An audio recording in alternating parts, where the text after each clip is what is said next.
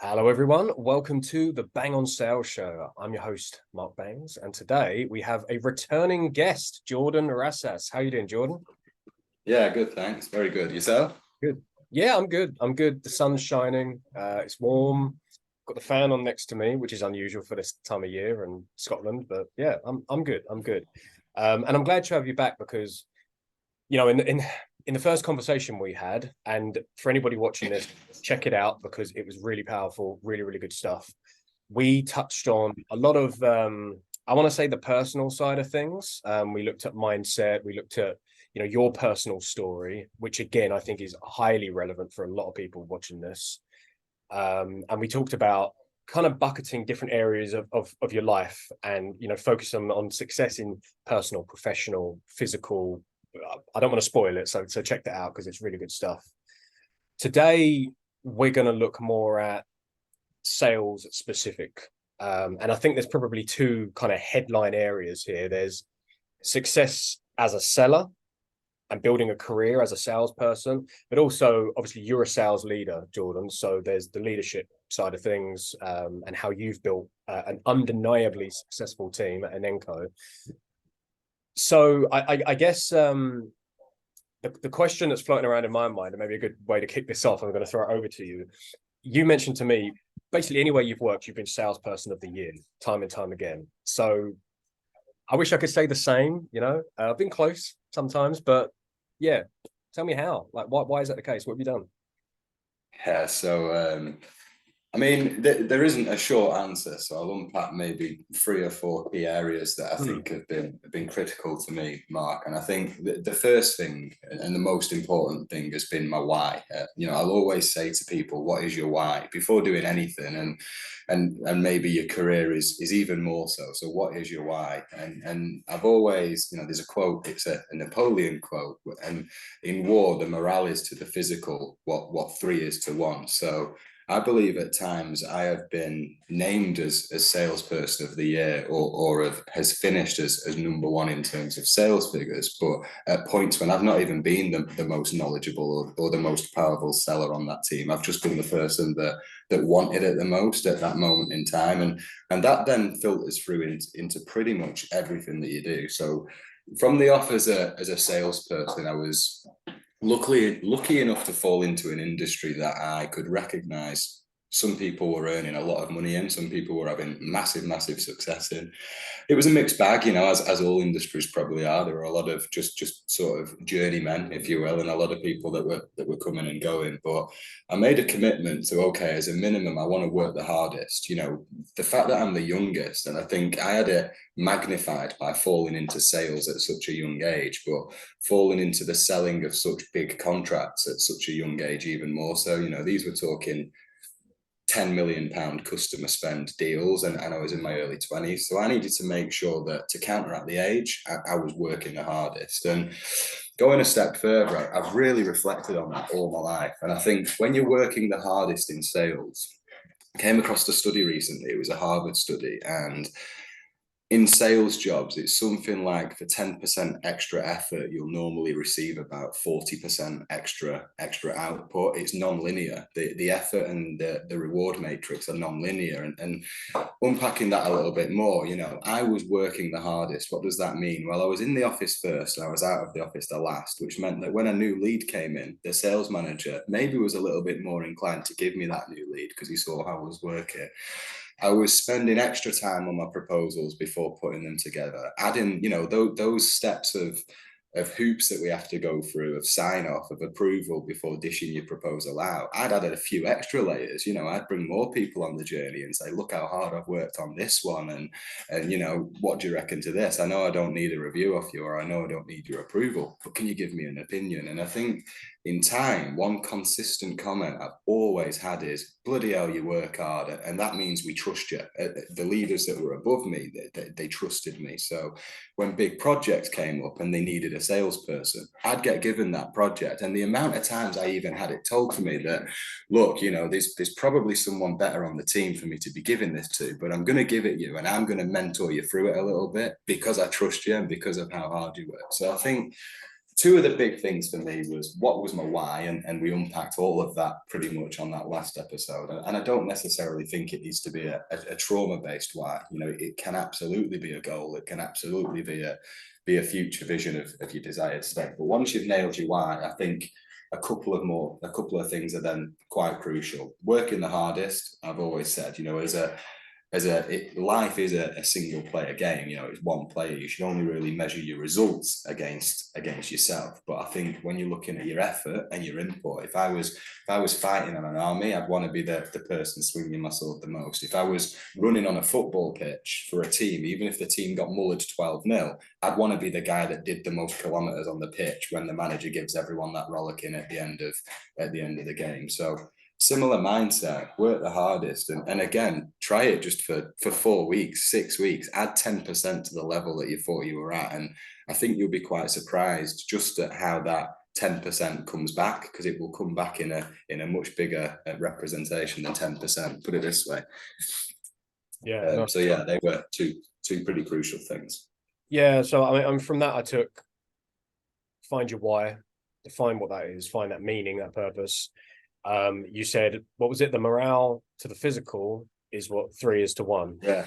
In war, the morale is to the In physical what 3 is to 1. And I believe, and this will spill into our further discussions, but I do liken sales to a battle, to war. You know, it very much is as competitive and as ferocious as that. And we can unpack that shortly. But I think the mindset is so important. And one of the things that I then have is once you've got your why, once you've got your sort of ethos in terms of how you're going to work, your mindset can be the thing that makes or breaks everything effectively.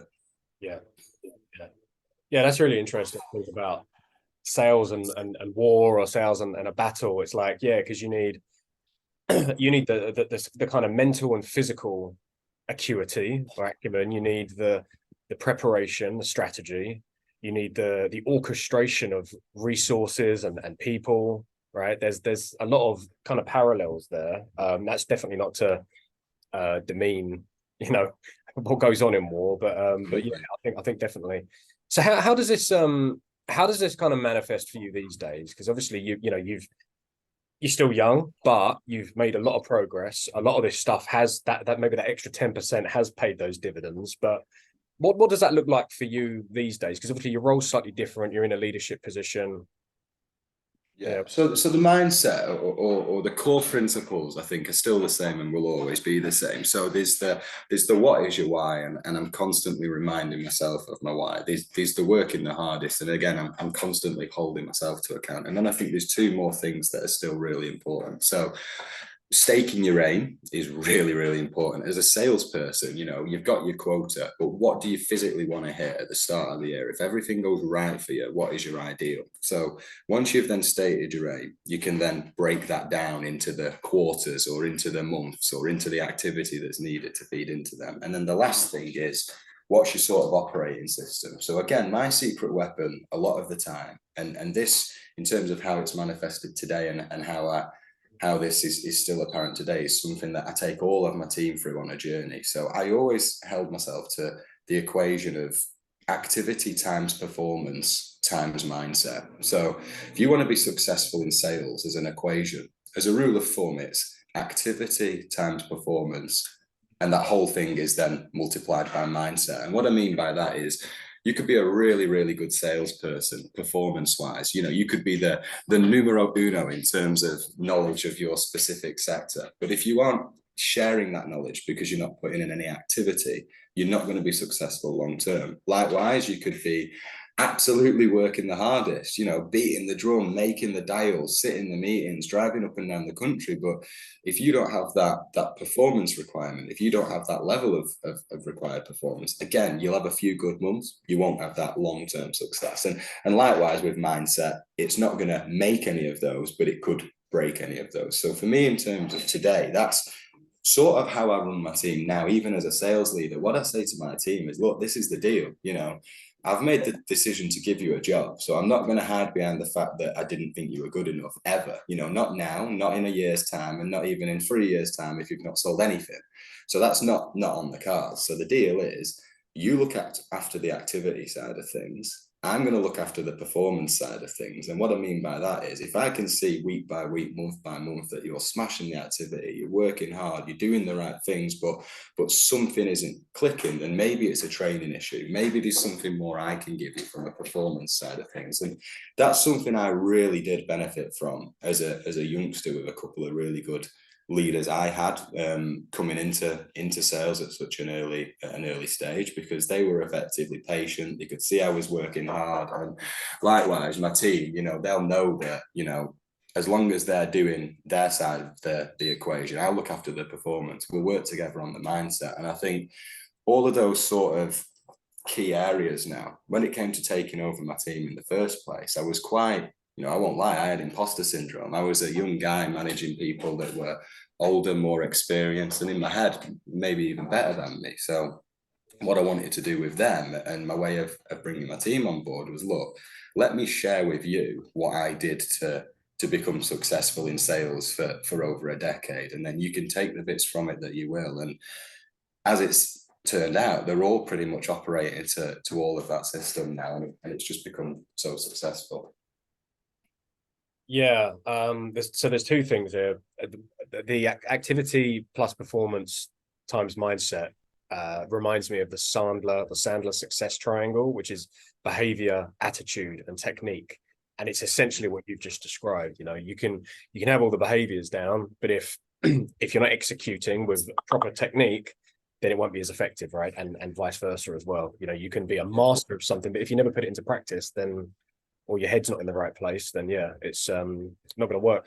The other thing, my mind has just gone blank on. Oh no, I'm going to have to cut this bit out. What was it? Oh crap! Take your aim, break it down, work out the numbers. No. The other thing that stood out to me was that with everything that we've discussed so far in this episode, and also last time we spoke, notice that we haven't spoken about how to open a cold call. What's a great email to send, or how should you build out an outreach sequence or something like that?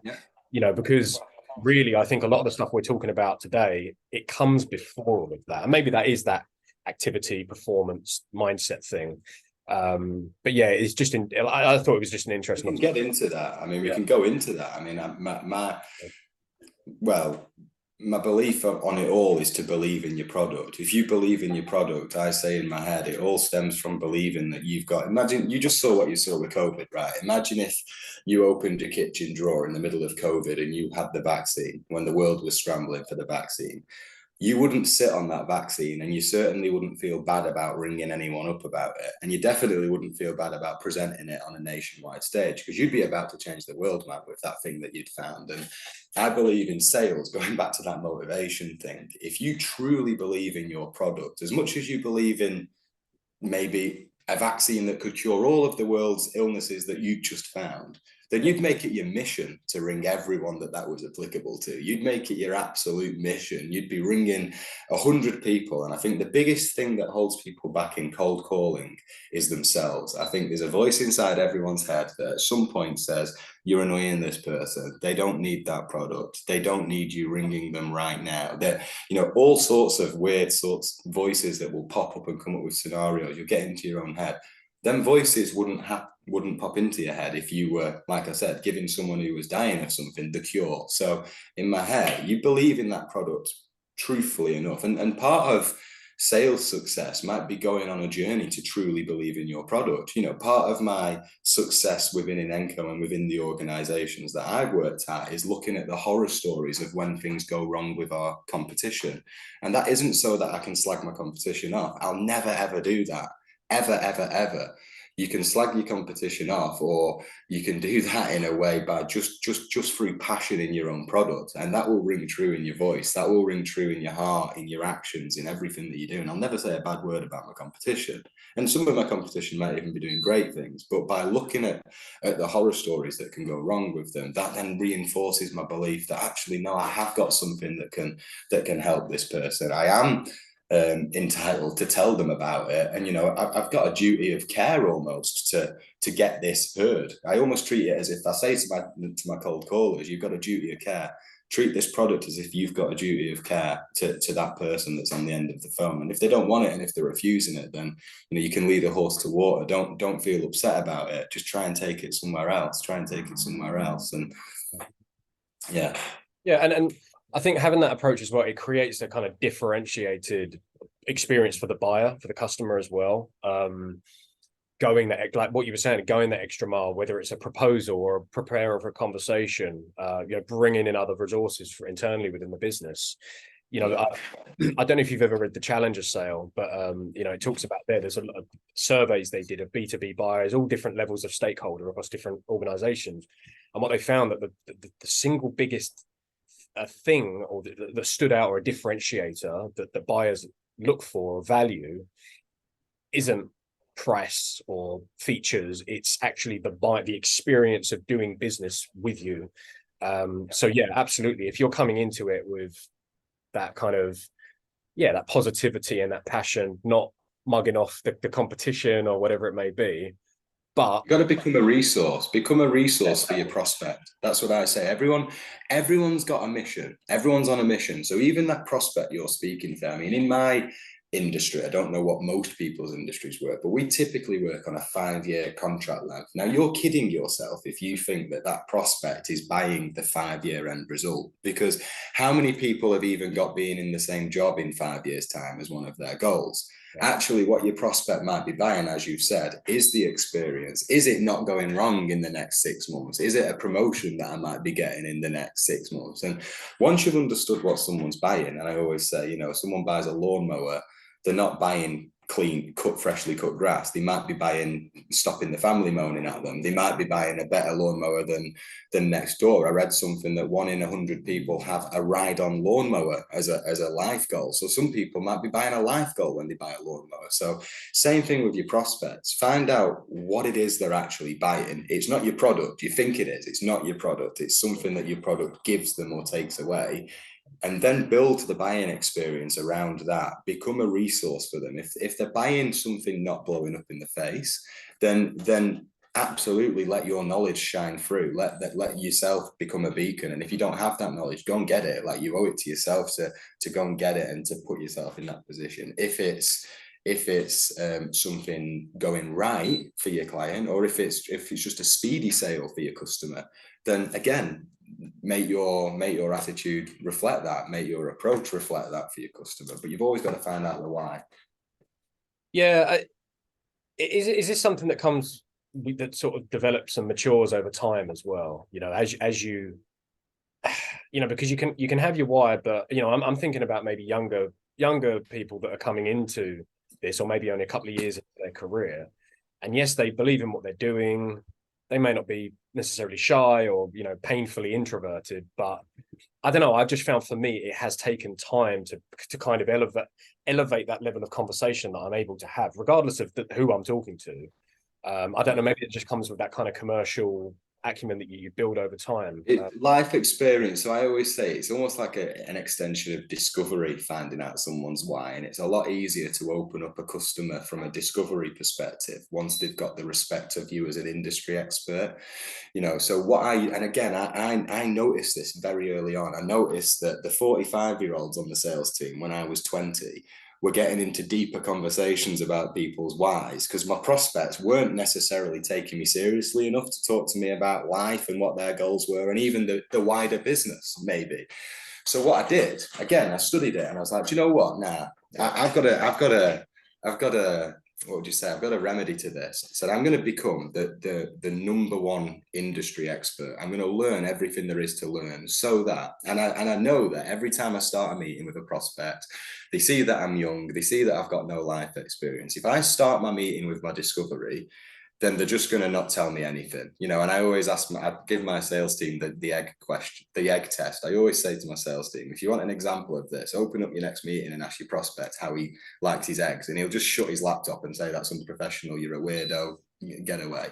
What I did was I became an expert very early on. So I'd deliver a meeting, and after maybe 45 minutes of a demo or an initial sales visit, my customer would say, do you know what? That was that surprised me. That was one of the best energy meetings I've ever had, Jordan, or that was a really, really enlightening meeting. And only when I'd seen that flip, only when I'd seen that prospect switch, when they get that respect, would I then go in for my discovery? Would I then go into to ask them my why? I always say to my sales team, if you ask that same egg question at the end of a really good meeting that you've just delivered, a prospect says, do you know what, Mark, that was a cracking meeting we've just had. That was really, really good. I'm looking forward to the next one. And you say, yeah, I'm glad you liked it. I hope you don't mind. Weird question. Do you like fried or boiled eggs? Your prospect would answer. And it's like, that means that person's had a bit of a flip in that time you've spent with them. So I got around it by being that expert. And I was never naturally that expert. You know, no one grew up wanting to be in the energy industry. I fell into it. But very early on, I recognized that it was harder for me to understand the customers why, because customers wouldn't even open up about their business because they just saw me as a young guy. They didn't even know if I was a good sales guy or if it'd even still be in the industry in 6 months. So again, rather than having all these worries in the back of my head, I just thought, right, okay, let's aim to actually try and convince them in this meeting, as well as my company and as well as my product. Let's convince them of me. So my mantra that underpinned all of this, and if you're young or getting into sales and listening to this, then I would always say, sell yourself, sell the problem, and then sell the solution. If you don't do it right, or if you don't do it in that order, something might go wrong. So very early on, if you look at what I was doing there, I was selling myself by delivering a really, really good market update, energy meeting, whatever you want to call it, discovery. I was selling myself in that initial piece. I was then selling the problem and my knowledge of the problem, and having a discovery with the customer where we really get into the pain of the problem. And then I was coming back with the solution. And I think when you're younger, or when you're fresh, or when you don't necessarily have that industry experience, you might just need to work a little bit harder on the selling yourself piece, for want of a better phrase. And there's all sorts of things you can do to help you with that. Yeah, it's funny actually. While you're talking, I'm just thinking, having becoming a parent has helped me a lot, because it's like it creates another little link of rapport when you're talking to people, you know. You reminded me of all people, something that Grant Cardone, I heard him say years ago. You know Grant Cardone, right? Yeah. And it was something about fear. I'm sure he said something like, there's a bit of an oversimplification, but he said fear often stems from a lack of knowledge in a particular area about a particular topic. And it's a similar thing. It's like what you're saying is you can get a head start by basically removing the unknowns as much as possible. Remove the unknowns, become an industry expert, you become an expert in the world of your prospect. Then you can start to speak their language. Just to reference another thing, there's a book called Agile Selling by, I put it here, I think it's Jill Conrath is the author. And she says that, when you seen it, I think I've got it. I think she's done snap selling as well, and I think it's similar. I think that's right, actually. Yeah, I think that's it. There it is. Yeah, Jill Conrath. Yeah, and she it's probably going to be reversed on the Zoom camera, but yeah, it's the same author of Snap Selling. It says at the bottom there. Yeah.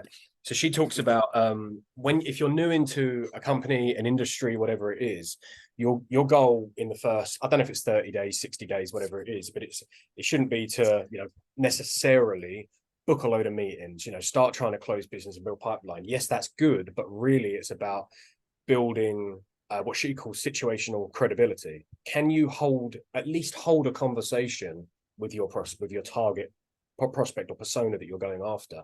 Do you have that credibility in their eyes? And naturally building a bit of industry knowledge, understanding the world, that's a way to do it, right? And then that's kind of a base that you can build on from there.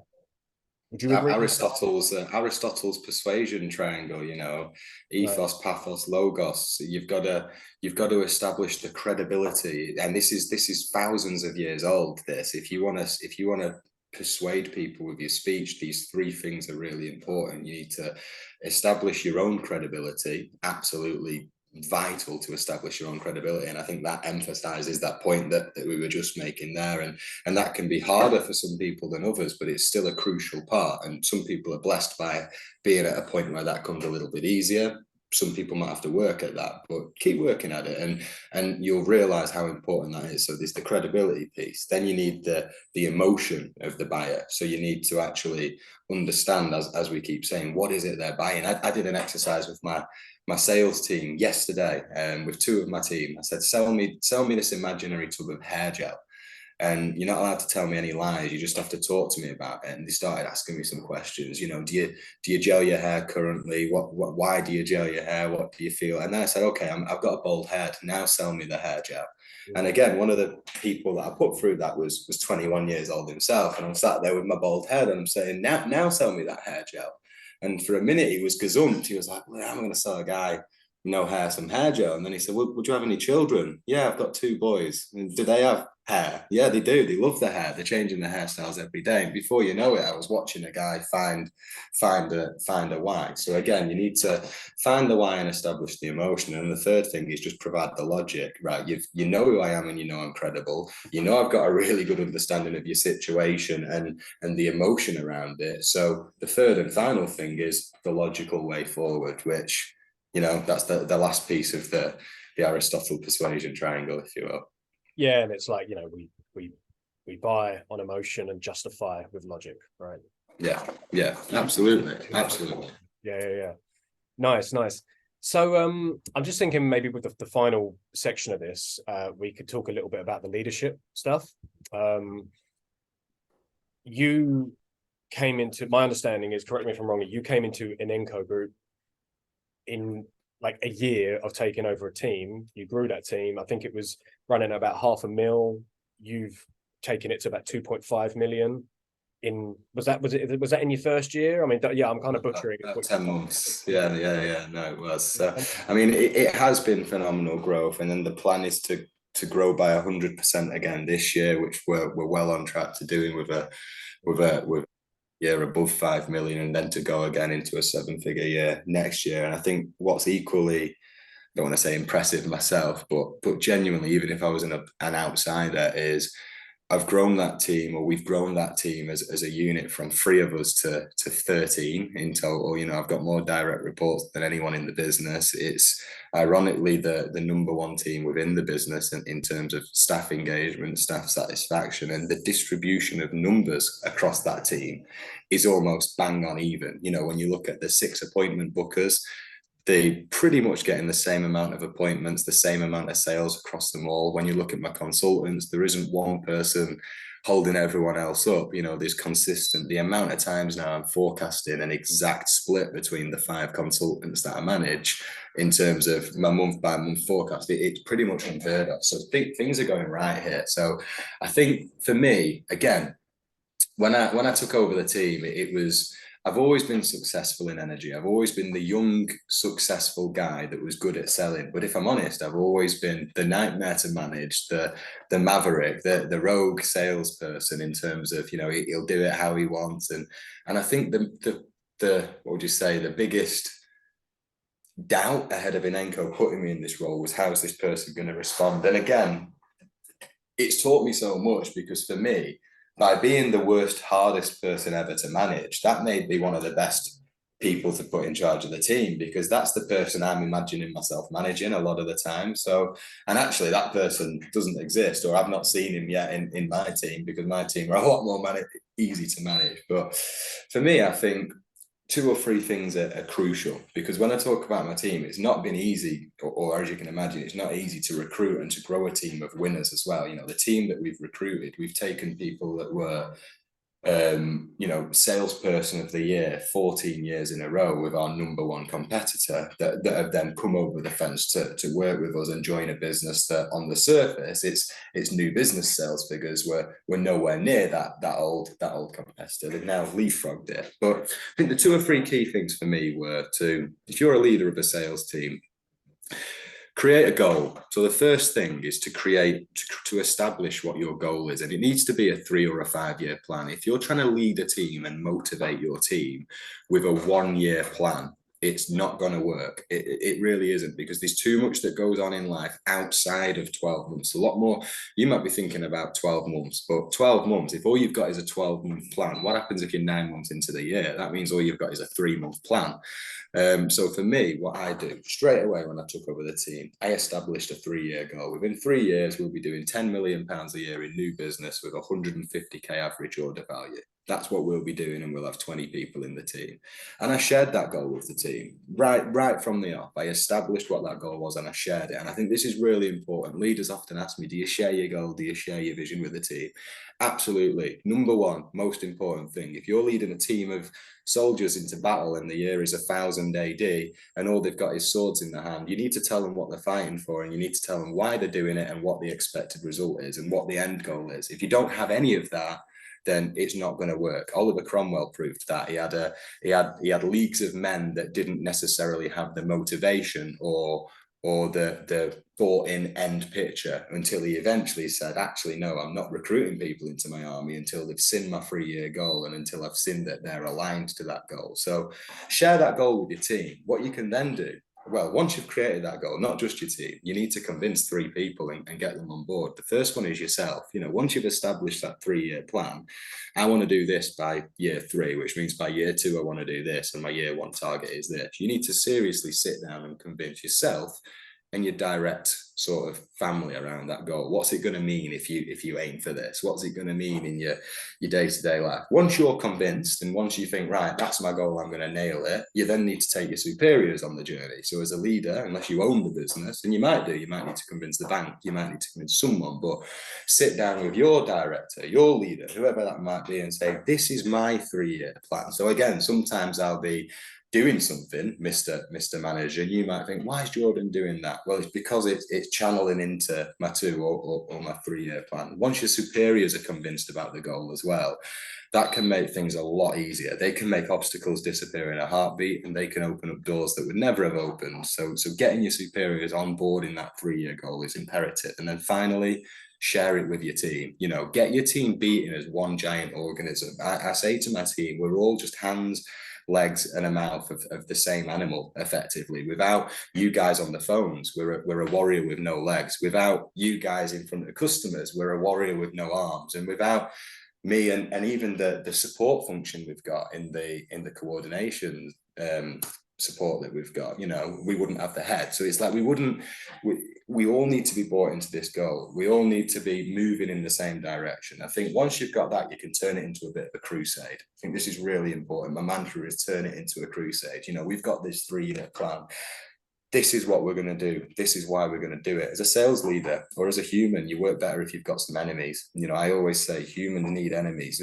Muhammad Ali needed Joe Frazier. Mike Tyson needed however many other world champions. It wouldn't have had the same effect if he was beating people up in the park. So, if you're a sales leader and you've got this goal, turn it into a crusade. Find these bad things that your competition's done. Find the horror stories, even the horror stories within, from the staff, from treatment of staff, and tell your people what's going on and say, look, this is what we're trying to fix here. This is the long term. And once they're bought into that, it goes back to that morale thing. Your team will just be 2-3 times bigger than they were, in their own heads once they're truly bought in. So I think create that plan, convince yourself, your superiors and your team around that plan. Turn that plan into a crusade, for want of a better phrase. Find some enemies. And I think you need to constantly be looking at your enemies, constantly be sharing what these enemies are doing, constantly be sharing even your performance against the enemies and how you're doing. It's a good source of morale.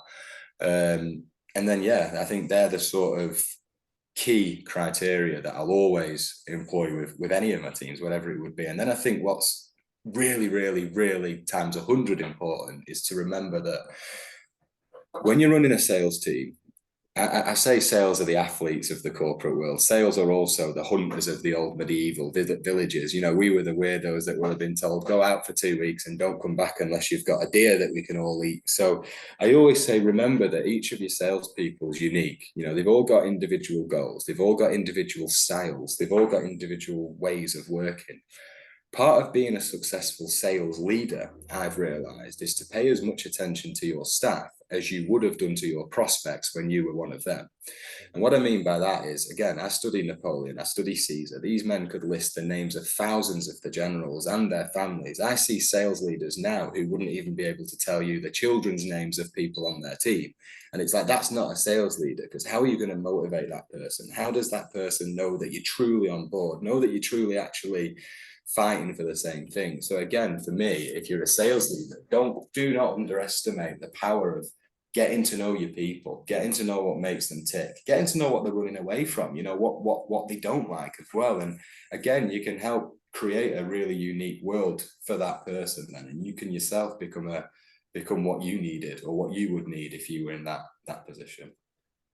How has this, probably a silly question, but how has this been received by the people on your team? Is there good buy-in? I mean, there must be, right? Because it's working. So, I mean, with my team, it's humbling. Like, it's genuinely, it gives me so much happiness when I speak to them. I say this, I was lucky to have good commissions all of my life.